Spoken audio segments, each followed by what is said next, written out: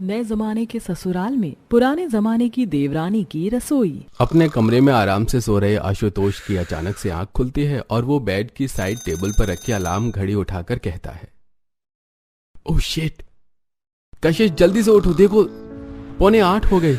आज हम कितनी लेट उठे हैं। यह अलार्म क्यों नहीं बजा? आधे घंटे में रोहन की बस आ जाएगी और मुझे भी आज मीटिंग के लिए जल्दी निकलना था। लगता है आज नाश्ता भी बाहर करना होगा। आप जाकर रोहन को उठाओ, मैं थोड़ी देर में नाश्ता तैयार कर देती हूँ आप लोगों का। कशिश आंख मलते हुए उठती है और सीधा किचन में आती है। किचन में आते ही किचन की ऑटोमेटिक सेंसर वाली सभी लाइट्स ऑन हो जाती हैं। हर तरफ किचन में हर छोटे बड़े कामों के लिए ढेर सारी मशीन रखी हुई थी। सबसे पहले राइस स्टीम होने के लिए रख देती हूँ। कशिश राइस स्टीमर का प्लग लगाकर उसमें चावल और पानी डालकर उसे ऑन कर देती है। तो वहीं दूसरी रोटी बनाने की मशीन में आटा पानी डालकर उसे भी ऑन कर देती है। कुछ मिनट में अपने आप गर्मा गर्म फूली हुई रोटियां मशीन से निकलती हैं। तो वहीं दूसरी तरफ कशिश ऑटोमेटिक वेजिटेबल कटर से ढेर सारी सब्जियां काटती है और उसके बाद सब्जी मेकर मशीन में सब्जी बनाने लगती है। इसका टाइम भी सेट हो गया। नाश्ते के लिए जूस बना लेती हूँ। कशिश लग्जरी डबल डोर स्क्रीन वाले फ्रिज से सेब निकालकर जूसर मशीन में डाल कुछ सेकंड में सेब का जूस भी तैयार कर लेती है। साथ ही कशिश सबका लंच बॉक्स तैयार करके नाश्ता डाइनिंग टेबल पर लगाती है। तो उधर घर के बाकी सब लोग भी नाश्ते के लिए आ जाते हैं। आधे घंटे में रोटी सब्जी चावल जूस नाश्ते में पोहा पराठे सब तैयार हो गया। आप भूल क्यों जाते हैं कि मेरी ऑटोमेटिक रसोई है। बटन दबाते ही सारा काम चुटकियों में हो जाता है। कशिश शादी करके जब अपने ससुराल आई थी तो उसकी रसोई भी बाकी नॉर्मल रसोई जैसी ही थी। लेकिन धीरे धीरे समय के साथ साथ किचन के हर एक छोटे बड़े काम के लिए कशिश ने रसोई को अलग अलग मशीनों से भर दिया और अपनी पूरी रसोई का लुक ही चेंज कर दिया। वैसे तुम लोगों को याद है ना कि इस संडे हमें रामपुर जाना है विजय के लिए लड़की देखने। सुबह ही निकलना होगा तो सब रात को समय से सो जाना। चलो अब मेरा दूसरा भाई भी घोड़ी चढ़ेगा, बस जल्दी से इसकी शादी हो जाए। लगता है मेरी नंद को भाई की शादी की कुछ ज्यादा ही जल्दी पड़ी है। माँ जी एक काम करते हैं, विजय के लिए तो लड़की देखने हम गांव जा ही रहे हैं, तो वहीं किसी गाय चराने वाले से लगे हाथ प्रीति का भी रिश्ता तय कर देंगे। कशिश की बात सुनकर सभी घर वाले हंसने लगते हैं। बातों बातों में ही रविवार आ जाता है और अब पूरा परिवार विजय के लिए लड़की देखने रामपुर निकल पड़ता है। तो वहीं दूसरी तरफ मनोरमा अपनी मिट्टी के किचन में जहां सब कुछ मिट्टी का था समोसे तल रही राधिका से कहती है, अरे राधिका बिटिया, खाना ही बनाती रहेगी या जाकर तैयार भी होगी? वो लोग कुछ ही देर में पहुंचते होंगे। माँ बस समोसे तल कर जा रही हूँ। समोसे मैं तल दूंगी, तू जाकर तैयार हो जा। मधु तुझे लड़के वाले देखने के लिए आ रहे हैं ना? मैं आऊं नहीं, ऐसा हो सकता है? मधु बेटा तू जाकर अपनी सहेली को तैयार कर, ये समोसे वगैरह मैं देख लूंगी। मधु राधिका को कमरे में ले जाकर तैयार करने लगती है। तो वहीं थोड़ी देर में सतीश अपने पूरे परिवार के साथ राधिका के घर आ पहुंचता है।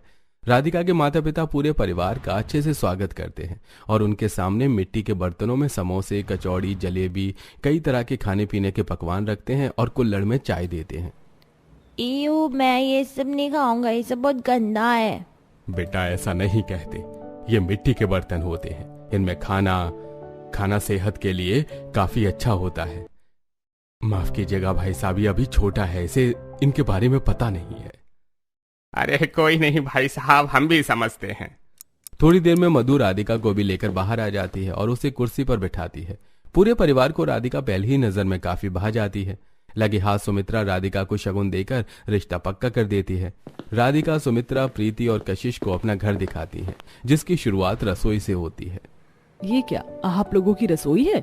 यहाँ तो chimney fridge cabinet mixer induction वगैरह कुछ भी नहीं है। आप इस मिट्टी के चूल्हे पर खाना कैसे बनाते हैं? हम तो शुरुआत से ही मिट्टी के चूल्हे पर ही खाना बनाते आए हैं और हमारी रसोई भी तो कितनी बड़ी है। उस तरफ हम सारे मसाले रखते हैं, इधर सब्जी और इस तरफ बर्तन। अगर कोई मुझे लाख रुपए भी दे ना तो भी मैं इस तरह की रसोई में खाना नहीं बना सकती। पता है हमारी रसोई में काफी टेक्नोलॉजी वाली चीज है। जब तुम आओगी मैं तुम्हें सब दिखा दूंगी। बिना देरी करे कुछ ही दिनों में राधिका और विजय की शादी हो जाती है। गृह प्रवेश की रस्म के बाद राधिका जब अपने कमरे में आती है तो बहुत गर्मी लग रही है, पंखा चालू कर लेती हूँ। राधिका बार बार पंखे का बटन ऑन ऑफ करती है लेकिन पंखा नहीं चलता कि तभी कमरे में विजय भी आ जाता है। अरे क्या हुआ राधिका, बार बार बटन क्यों दबा रही हो? मैं कब से पंखा चालू करने की कोशिश कर रही हूँ, लेकिन ये तो चल ही नहीं रहा। लगता है आपके कमरे का पंखा खराब है। अरे ये पंखा बटन से नहीं बल्कि रिमोट से चलता है। विजय साइड टेबल से फैन का रिमोट निकालता है और उसे ऑन कर देता है, जिसे देख। अब तक तो सिर्फ मैंने टीवी के रिमोट देखे थे, लेकिन पहली बार पंखे का भी रिमोट देख रही हूँ। चलो अब तुम कपड़े चेंज कर लो, भाभी ने पहले से ही कबर्ड में तुम्हारे लिए कुछ कपड़े रखे हैं तो वही पहन लो। राधिका अपने कमरे की अलमारी को खोलने के लिए उसे जब छूती है तो अपने आप ही अलमारी खुल जाती है, जिसे देख। सुनिए जी, इसके अंदर कोई भूत है। अरे राधिका, कोई भूत नहीं है, ये सेंसर वाली अलमारी है। इसे छूते ही ये अपने आप खुल जाती है। अरे वाह, ये तो काफी बढ़िया है। रिमोट से पंखा चलता है, छूते ही अलमारी खुल जाती है। सच में देश बहुत आगे निकल गया। विजय राधिका की बातों पर हंसने लगता है और अब इसी तरह शादी का दिन गुजरता है और आज राधिका की पहली रसोई की रस्म होती है। राधिका की जेठानी उसे रसोई में लेकर जाती है और जैसे ही वो लोग रसोई में कदम रखते हैं, अंधेरे वाली रसोई में सारी लाइट्स अपने आप ऑन हो जाती हैं। हमारी रसोई में कदम रखते ही सारी लाइट अपने आप कैसे चालू हो गई? हमारे किचन में सेंसर लगा है, जब भी कोई आता है तो सारी लाइट्स अपने आप ऑन हो जाती हैं। कशिश अब राधिका को किचन की सारी चीजों के बारे में बताने लगती है। राधिका, ये रोटी मेकर, इस तरफ से आटा डालना और यहाँ से पानी। 2 मिनट में अपने आप रोटी बन जाएगी और इकट्ठा होगी। गांव में तो मुझे अपने हाथों से आटा गूंथकर रोटियां बेलकर चूल्हे पर बनाना पड़ता था। यहाँ ऐसा नहीं है। ये देखो, यहाँ पर सारी सब्जी बनाने की भी मशीन है। तुम्हें जो भी बनाना हो इसमें लिखो। स्क्रीन पर सारे इंग्रेडिएंट, टाइमिंग सब लिखाता है। बस इसके अकॉर्डिंग चीजें डालो, चालू कर दो। 1 घंटे में बनने वाली सब्जी भी आधे घंटे में बनकर तैयार हो जाती है। हैं भाभी, सच में? ये तो काफी बढ़िया है। और वहाँ पर ओवन है, इस तरफ टोस्टर, ग्राइंडर और वेजिटेबल कटर। ये देखो, ये चिमनी है। खाना बनाने से पहले इसे चालू कर लेना। हमने तो यहाँ सेफ्टी फायर अलार्म भी लगा रखा है। सारी चीज मैंने तुम्हें अच्छे से बता दी है, तो अब तुम खाना बनाना शुरू करो। अपने ससुराल की नई जमाने वाली रसोई और सारी मशीनों को देखकर राधिका सिर खुजाने लगती है। ये सब क्या है? जेठानी जी ने इतना सब कुछ बता दिया कि मुझे कुछ समझ ही नहीं आया। खाना बनाना रॉकेट साइंस से भी ज्यादा मुश्किल लग रहा है। कुछ देर बाद जब कशिश और सुमित्रा किचन में आती हैं, तुमने अभी तक खाना नहीं बनाया? माँ जी, जेठानी जी ने सभी मशीनों के बारे में बता तो दिया, लेकिन मुझे कुछ समझ ही नहीं आया। मैं इनकी तरह इतनी पढ़ी लिखी नहीं ना, जो इतनी जल्दी इन मशीनों से खाना बना लूं। क्या मैं घर के आंगन में ही चूल्हे पर खाना बना सकती हूँ? लेकिन बहू, यहाँ तो चूल्हा नहीं है, मैं आंगन में खुद बना लूंगी। अगर किसी पड़ोसी की नजर पड़ गई ना, तो पता है हमारा कितना मजाक बनेगा। इससे अच्छा तो तुम खाना रहने दो। कशिश बहू, दूसरों से हमें क्या मतलब? हम अपने घर में कुछ भी करें। राधिका बहू, तुम चूल्हा बना लो। राधिका अब आंगन में मिट्टी और ईंट का चूल्हा बनाकर अपने साथ मायके से लाए हुए मिट्टी के बर्तनों का इस्तेमाल करके खाना बनाने लगती है। एक तरफ राधिका चाकू से सब्जी काटती है तो दूसरी तरफ कढ़ाई में छौंका लगाती है। इस सब्जी के साथ जीरे वाले चावल भी बढ़िया लगेंगे और साथ में लच्छे वाले पराठे भी बना लेती हूँ। जब तक सब्जी बनेगी तब तक आटा गूंथ लेती हूँ। ओ गॉड राधिका, इतना सा खाना बनाने में तुम्हें कितना टाइम लग रहा है? क्या तुम्हें गर्मी नहीं लग रही है? मैंने तो गर्मी की वजह से रसोई में भी एसी लगवाया है। मेरी बात मानो और तुम ये खाना रहने दो। जेठानी जी, आप परेशान मत होइए, मैं सब कर लूंगी। कशिश अब अंदर चली जाती है तो वहीं राधिका अब एक एक कर सारे पकवानों को तैयार करती है। खाने से खुशबू तो बढ़िया आ रही है। क्यों ना मैं आज इन लोगों को उसमें खाना खिलाऊं जिसमें हमारे गांव वाले खाते हैं। राधिका जल्दी से अपने कमरे में जाती है और बैठे अपने पति विजय से कुछ ऐसा कहती है जिसे सुन। ये तुम क्या कह रही हो? वो चीज अब कहाँ मिलेगी? तुम तो मुझे बंदर बनाकर छोड़ोगी। क्या आप मेरे लिए इतना नहीं कर सकते? राधिका की बात सुनकर विजय बाहर चला जाता है तो वहीं थोड़ी देर में राधिका लिविंग हॉल में बैठे सभी लोगों के पास आती है। खाना बन गया है, आप सब लोग बाहर आ जाइए। खाना बन गया है तो डाइनिंग टेबल पर लगाओ ना, इसमें बाहर आने की क्या जरूरत है? अगर राधिका बहू कह रही है तो एक बार चलते, क्या पता हमारे लिए कोई सरप्राइज हो। सभी लोग जैसे ही बाहर आंगन में आते हैं तो देखते हैं कि सभी लोगों के हिसाब से आंगन में बड़े बड़े केले के पत्ते के ऊपर खाना रखा हुआ है, जिसे देख। राधिका, ये सब क्या है? कहीं तुम ये तो नहीं कहने वाली कि हमें पत्तों पर खाना खाना है? ये केले के पत्ते हैं। हमारे गांव में जब भी कोई शादी समारोह होता है ना, तो रिश्तेदार मेहमानों को इसी तरह इन केले के पत्तों पर खाना खिलाते। पता है, इसमें खाने का एक अपना अलग ही स्वाद आता है। तुमने तो मुझे अपने बचपन की याद दिला दी। मैं भी जब बचपन में शादी में जाया करता था तो इसी तरह खाना खाता था। आओ अब जल्दी से बैठ जाओ, मेरे मुंह में तो पानी आ रहा है। सतीश के कहने पर सभी लोग चटाई बिछाकर खाने के लिए आंगन में ही बैठ जाते हैं और जब वो सब केले के पत्तों में ही खाना खाते हैं तो तुमने बिल्कुल सही कहा था, इन केले के पत्तों में खाना खाने का भी अपना एक अलग मजा है। मटर पनीर की सब्जी कितनी बार खाई है लेकिन ऐसा स्वाद पहले कभी नहीं आया। इसीलिए तुमने मुझसे केले के पत्ते मंगवाए थे ना। अगर मुझे पता होता कि इनमें खाना इतना स्वाद लगता है तो मैं तो बाकी के दिनों के लिए भी ढेर सारे पत्ते तोड़ कर ले आता। खाना सच में काफी अच्छा बना है। इस तरह आंगन में बैठकर खाना दिल को एक अलग ही सुकून पहुंचाता है। चाची, जो वो ग्रीन ग्रीन सब्जी बनाई है वो दो ना, वो बहुत टेस्टी लग रही है। इस तरह आंगन में बैठकर खाना सभी को पसंद आता है। तो वहीं कशिश को भी अपनी देवरानी का बनाया हुआ खाना काफी अच्छा लगता है। ऐसे ही कुछ दिन गुजर जाते हैं जहां एक तरफ जेठानी नई जमाने की रसोई में सबके लिए नाश्ता बनाने में लगी थी तो वहीं देवरानी अपने मिट्टी के चूल्हे पर मिट्टी के बर्तनों में सबके लिए आंगन में बैठकर नाश्ता बनाती है। कैसा लगा आप सभी को डोसा? पता है पिछले हफ्ते जो मैंने डोसा मेकर मंगवाया था ना, उससे मैंने आज सबके लिए डोसा बनाया। क्रिस्पी है ना? मुझे इस तरह की क्रिस्पी डोसा बहुत पसंद है। सबने लगभग नाश्ता कर ही लिया था कि तभी राधिका अपने मिट्टी के चूल्हे पर बने हुए गर्मा गर्म आलू के पराठे सबके लिए लेकर आती है। राधिका, तुम अब नाश्ता लेकर आई हो। सबने तो नाश्ता कर भी लिया। देखा चूल्हे पर खाना बनाने का नतीजा। इन आलू के पराठे को बनाने में तुम्हें कितना टाइम लगेगा और मुझे देखो, डोसे जैसी चीज मैंने आधे घंटे में बना ली। कोई बात नहीं बहू, अब राधिका बहू ले आई है तो थोड़ा थोड़ा पराठा खा लेंगे। सब आलू के पराठे खाते हैं। चूल्हे पर खाना बनाने से खाने का स्वाद तो बढ़ता है लेकिन इसमें काफी समय भी लगता। तो वहीं कशिश बटन दबाते ही घंटे में बनने वाली चीजों को भी मिनट में बना देती है। ऐसे ही कुछ समय गुजरता है। राधिका ठंडा पानी पीने के लिए किचन में आती है और जैसे ही फ्रिज को टच कर उसे खोलती है तो अचानक फ्रिज के स्क्रीन पर यूट्यूब खुल जाता है और तेज आवाज में गाने बजने लगते हैं। सैयारा तू तो बदला नहीं है, मौसम जरा सा बदला हुआ है। हे भगवान, ये फ्रिज के अंदर से गाने की आवाज कैसे आ रही है? ये फ्रिज ही है ना? किचन से गाने की आवाज तेज आती सुन कशिश रसोई में आती है और यूट्यूब बंद कर देती है। जेठानी जी, फ्रिज के अंदर से गाने की आवाज कैसे आ रही है? ये स्क्रीन फ्रिज है, पता है पूरे 2.5 लाख रुपए का है। इसमें तो गाने भी चला सकते हो, मूवी भी देख सकते हो। देखो कितना बढ़िया फ्रिज है। लेकिन तुम लोगों के गांव में तो ठंडे पानी के लिए सिर्फ मटका होता है। अब बताओ, मटका बेस्ट है या फ्रिज? जेठानी जी, गानों और फिल्मों के लिए टीवी तो है ही, तो इतना महंगा फ्रिज लेने की क्या जरूरत। और रही बात पानी की, तो जहां आपका 2.5 लाख रुपए का फ्रिज पानी ठंडा कर रहा है तो वहीं हमारा 100 रुपए का मटका भी पानी ठंडा कर देता है। राधिका की बात सुनकर कशिश का मुंह बन जाता है और इसी तरह कुछ समय और गुजरता है और किचन में राधिका बहू, आज मेरा कच्चे आम की चटनी खाने का मन है। ठीक है पापा जी। पहले तो पापा जी चटनी बनाने के लिए मुझे कहते थे लेकिन अब राधिका से कह रहे हैं। अब तो मैं इन्हें ऐसी चटनी बनाकर खिलाऊंगी ना कि कभी फिर राधिका से चटनी बनाने को नहीं कहेंगे। राधिका बाहर आंगन में आकर सिलबट्टे पर कच्चा आम, नमक, लाल मिर्च का पाउडर डालकर चटनी बनाती है। तो वहीं कशिश रसोई में जाकर ग्राइंडर में चटनी बनाने का सारा सामान डालकर 2 मिनट में चटनी बना लेती है और दोनों देवरानी जेठानी एक साथ पकौड़े और चटनी लेकर सतीश के पास आती है। कैसी लगी आपको चटनी? अच्छी है ना? पता है इस बार मैंने कुछ इसमें एक्स्ट्रा मसाले भी डाले हैं। मुझे तो ये चटनी हर बार की तरह ही लगी, ज्यादा तीखी भी नहीं है।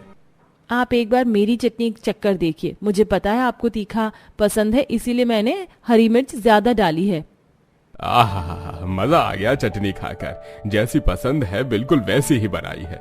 अब से चटनी बनाने का काम तो राधिका बहू का है। कशिश का एक बार फिर राधिका से मुंह बन जाता है। तो वहीं स्कूल से आकर रोहन राधिका से चाउमीन बनाने के लिए कहता है। राधिका मिट्टी के चूल्हे पर ही चाउमीन बनाने लगती है जिससे उसे काफी समय लगता है। चाची, कब तक बनेगी चाउमीन? मुझे बहुत भूख लगी है। बस 10 मिनट रुक जाओ, बनने वाली है। इस तरह तो चाउमीन बनने में 10 मिनट क्या 10 घंटे लगेंगे। मुझे देखो मैं कैसे बनाती हूँ चाउमीन।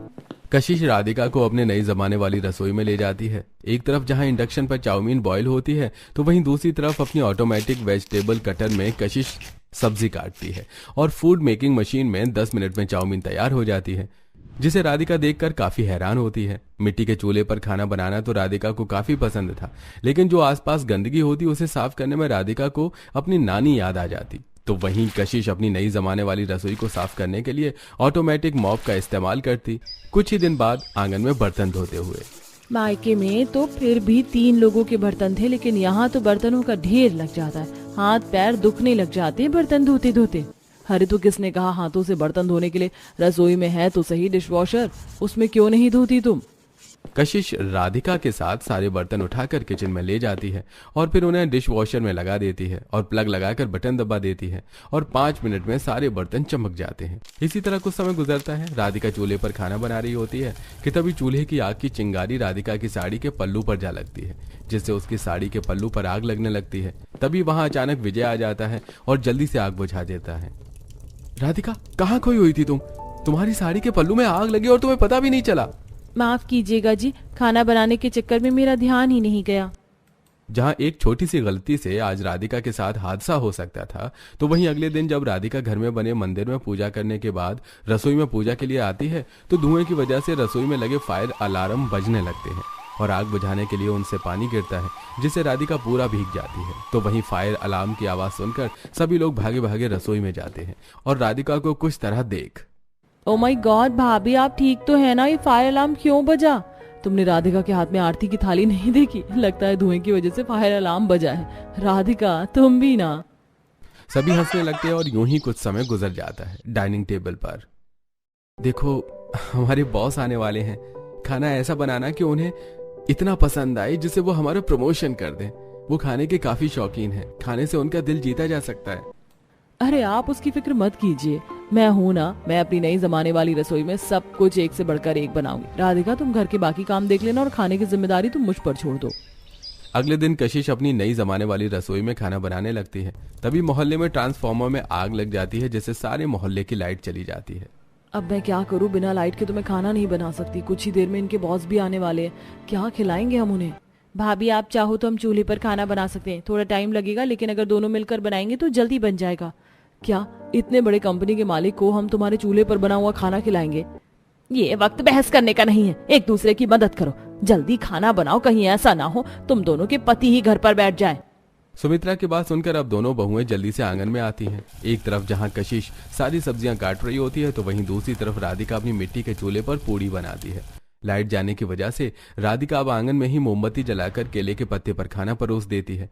और जब आशुतोष और विजय के साथ उनके बॉस घर जाकर आंगन में चटाई पर केले के पत्तों पर परोसा हुआ खाना देखते हैं, तो ये देखकर तो मुझे अपने गांव की याद आ गई।